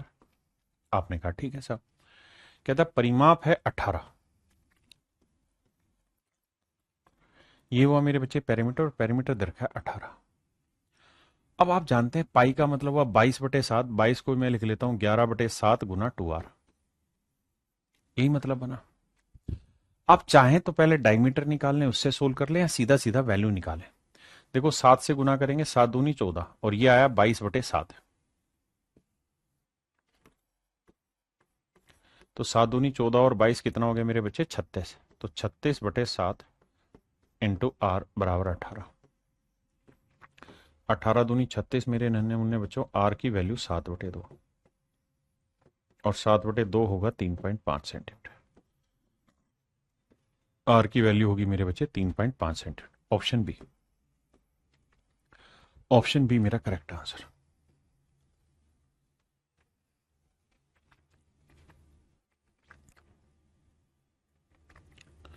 सवाल में कह रहा है कि किसी वृत्त के परिमाप और व्यास। तो मेरे बच्चे बताइए किसी सर्कल का परिमाप क्या होता है, तो आप कहेंगे 2πr, और व्यास क्या होता है 2r। कहता है जी इसका जो डिफरेंस है वो x है। तो 2r की वैल्यू बताइए मेरे बच्चे क्या होगी। तो मैं 2r को डायमीटर लिख सकता हूं, बिल्कुल लिख सकते हैं सर। और यहां 2r को क्या लिख सकते हैं, डायमीटर, तो पाई डी लिख सकते हैं। यहां से d कॉमन ले लूंगा तो मेरे बच्चे यहां बना पाई-1, बिल्कुल ठीक है। और ये वैल्यू है x के बराबर, तो हमें डायमीटर चाहिए, तो आ जाएगा x upon pi. That is option A is your correct answer.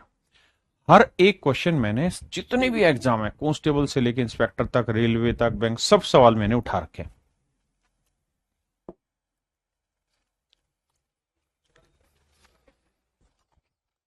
देखिए यार, सवाल में कह रहा है किसी वृत्त की परिधि तथा क्षेत्रफल का आंकिक मान समान है। कह रहा है किसी सर्कल का सरकमफ्रेंस और उसका एरिया, एरिया होता है पाई आर स्क्वायर यानी r इंटू आर। कह रहा है जी ये सेम है, तो पाई आर से पाई आर गया तो रेडियस आ गई 2। तो मेरे प्यारे बच्चों ऐसा तभी संभव है जब रेडियस कितनी हो 2।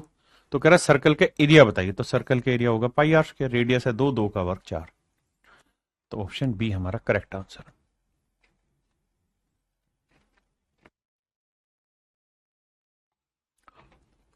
देखिए यार, सवाल में कह रहे एक सर्कल का एरिया ए है।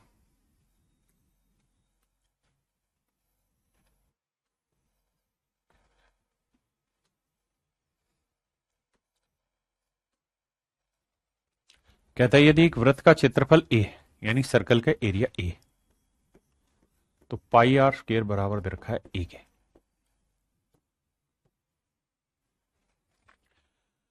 रेडियस आर है मेरे प्यारे बच्चों, परिधि सी है। कहता है सरकमफ्रेंस जो है वो 2πr जो है वो है मेरे प्यारे बच्चों कितना, वो है सी के बराबर, बिल्कुल ठीक है। तो कहता है इनमें से कौन सा कथन सत्य है। कहता है वृत्त का क्षेत्रफल ए है, रेडियस आर है, सरकमफ्रेंस सी है, तो इनमें से कौन सा कथन आपस में करेक्ट करेगा। मेरे बच्चों सिंपल एक काम करते हैं, यहां से आर की वैल्यू निकाल लेते हैं, तो वो आएगी c/2π। यहां ये वाली वैल्यू रख देते हैं, तो पाई है ना, आर की वैल्यू आ गई। या हम पाई की वैल्यू निकाल के रख लें, तो यार हम पाई की वैल्यू निकालते हैं क्योंकि हमें जो भी रिलेशन चाहिए ना उसमें पाई नहीं चाहिए, है ना।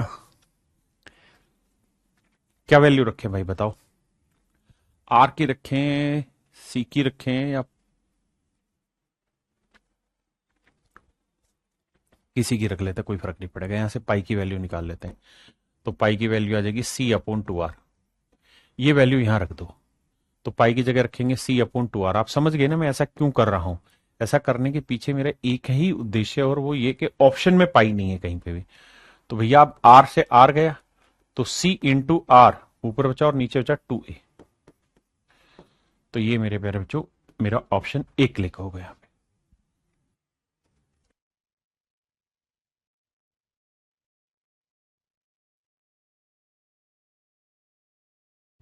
देखिए मेरे भाई, कहता है horse takes 2.5 second to complete a round around a circular field. कहता है किसी वृत्ताकार क्षेत्र का एक चक्कर लगाने में एक घोड़ा 2.5 सेकंड लेता है। एक घोड़ा कितने सेकंड लेता है मेरे प्यारे बच्चों, 2.5 सेकंड लेता है। किसी वृत्ताकार क्षेत्र का एक चक्कर लगाने में 2.5 सेकंड लेता है। यदि घोड़े की चाल 66 मीटर प्रति सेकंड हो तब क्षेत्र की त्रिज्या ज्ञात करिए। आप ऐसे समझो बाबू, ये कोई सर्कुलर ट्रैक है, कोई घोड़ा भाग रहा है और वो इसका एक चक्कर लगा रहा है। कहता है एक चक्कर 2.5 सेकंड में लगातार, घोड़े की चाल है 66 मीटर पर सेकंड। तो हमें ये निकालना है कि घोड़ा कितनी दूरी चल रहा है। तो डिस्टेंस का फॉर्मूला स्पीड इनटू टाइम,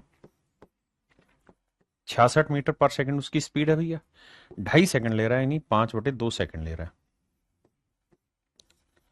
तो मेरे नन्हे मुन्ने बच्चों मेरा जो आंसर आया 5×3=15, 5×3=15 और 1=16, 165 सेंटीमीटर आया। ये जो डिस्टेंस है मेरे बच्चे ये 165 सेंटीमीटर है। तो अगर आपके पास सर्कल की सरकमफ्रेंस आ गई तो फिर रेडियस निकालने में कहां लड़ाई होनी है। तो आप कहेंगे बिल्कुल ठीक है सर, भाई सरकमफ्रेंस होती है 2πr और ये है मेरे बच्चे 165। सोल्व करेंगे मेरे बच्चे और आर की वैल्यू।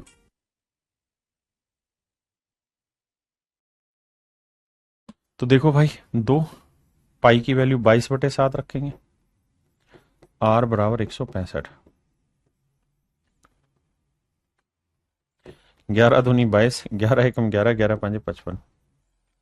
आर की वैल्यू आएगी मेरे बच्चे 105 बटे, क्योंकि 7 15 105/4। 4 से सोल्व करेंगे, 4 दूनी 8, 2 बचेगा और 4 6 24, 1 बचा, 4 दूनी 8, 4 5 26, 26.25 मीटर। ऑप्शन डी हमारा करेक्ट आंसर।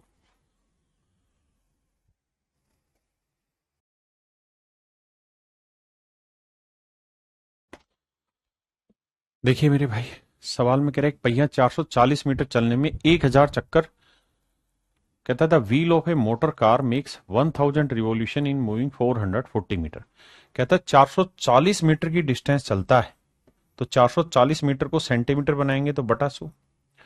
तो कहता है कि भैया इतने सेंटीमीटर की दूरी चलता है कितने चक्कर में, 1000 चक्कर में। तो मेरे भाई 1000 चक्कर में अगर इतनी दूरी चली, तो एक चक्कर में कितनी दूरी चली इसने, 44 सेंटीमीटर। बिल्कुल। और अगर सर्कल का एक चक्कर 44 सेंटीमीटर लंबा है, तो इसका मतलब सर्कमफ्रेंस है, तो 2 पाई की वैल्यू 22/7 इंटू आर।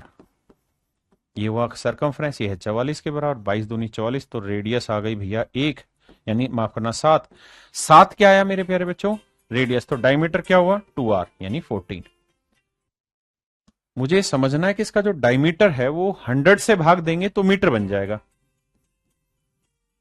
तो आंसर आएगा 0.14। तो चलिए मेरे प्यारे बच्चों, आज के लिए इतना ही रखते हैं, बाकी फिर कल मिलेंगे इससे आगे। आज के लिए इतना ही, थैंक यू, धन्यवाद आप सभी का। Have a nice day to everyone. धन्यवाद, थैंक यू।